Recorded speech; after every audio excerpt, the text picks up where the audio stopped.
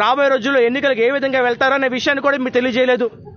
మీరు చేసింది ఏంటయ్యా అంటే జనసేన పార్టీ నాయకులను మమ్మల్ని ఇంట్లో కూర్చోబెట్టి మమ్మల్ని అరెస్ట్ చేయించి పవన్ కళ్యాణ్ గారిది, చంద్రబాబు నాయుడు గారిది, ఇతర ప్రతిపక్ష పార్టీ నాయకుల కటౌట్లని ఇలా తయారు చేయించి వాటికి బాక్సింగ్ బ్యాగులు అంటే పంచింగ్ బ్యాగులు వాటికి పెట్టించి బాక్సింగ్ ఎందుకు చేపిస్తారండి? అంటే మీరు వచ్చే కార్యకర్తలకి మీ విధి విధానాలు చెప్తారా, మీ పాలసీలు చెప్తారా, లేదా కొట్టడం నేర్పించి పంపిస్తారా? అసలు ఎప్పుడైనా సరే దేశ చరిత్రలో కానీ మనకి ప్రపంచ చరిత్రలో కానీ ఒక పొలిటికల్ పార్టీ మీటింగ్లో ప్రతిపక్ష నాయకుల ఫోటోలను ఈ విధంగా పెట్టి వాటిని తన్నమని, వాటిని కొట్టమని బాక్సింగ్ బ్యాగులు పెడతాం ఎక్కడన్నా చూసారా? ఒక దగ్గర చూసుంటారు. ISIS అని తీవ్రవాద సంస్థ ఉంటుంది, అల్-ఖైదా అని తీవ్రవాద సంస్థ ఉంటుంది, లష్కరే తోయిబా అని ఒక ఉగ్రవాద సంస్థలు ఉంటాయి. వాళ్ళు చేస్తారు ఇలాంటి పనులు.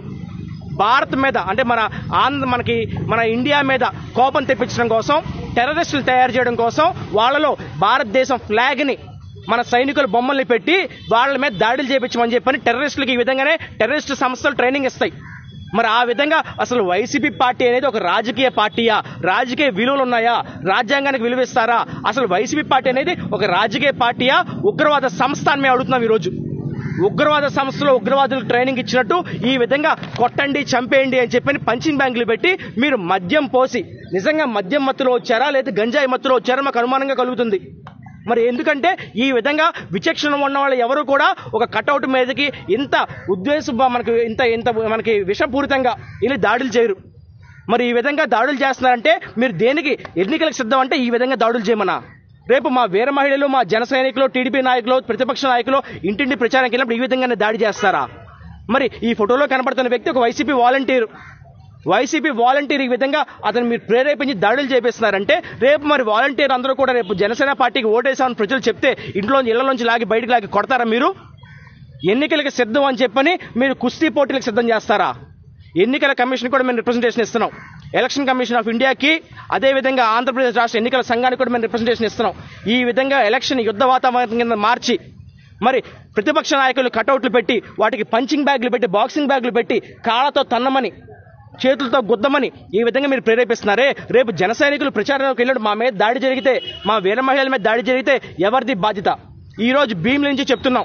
భీమిలి కాన్స్టిట్యున్సీలో కానివ్వండి, రాష్ట్రంలో కానివ్వండి, ఎప్పుడైనా సరే జన సైనికుల మీద దాడి జరిగినా, వీర మహిళల మీద దాడి జరిగినా, ప్రతిపక్ష నాయకుల మీద దాడి జరిగినా అది కేవలం ఈ సభే కారణం.